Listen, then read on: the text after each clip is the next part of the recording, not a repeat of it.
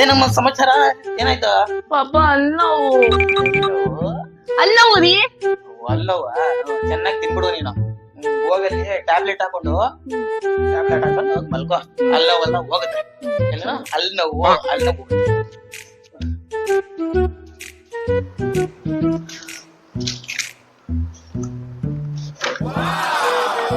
Wow, Mysore Pak ಇದೆ. Sweet ತಿನ್ಬಿಟ್ಟು ಮಾತ್ರೆ ತಗೊಳ್ಳೋಣ.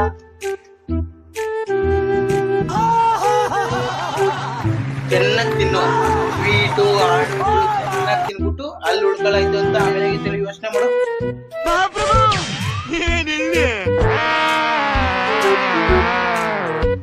ಯಪ್ಪ ಬೇಡಪ್ಪ, ನೀನೇ ಇಟ್ಕೋ. ಹಂಗ್ ಬಾ ದಾರಿಗೆ ತಗೋ ಮಾತ್ರೆ ತಿನ್ಬಿಟ್ಟು ಹೋಗ್ ಮಲಿಕ. ಜನ್ಮವೇ ಎಂತಹ ದುರ್ವಿಧಿ, ಇದೆಂತಹ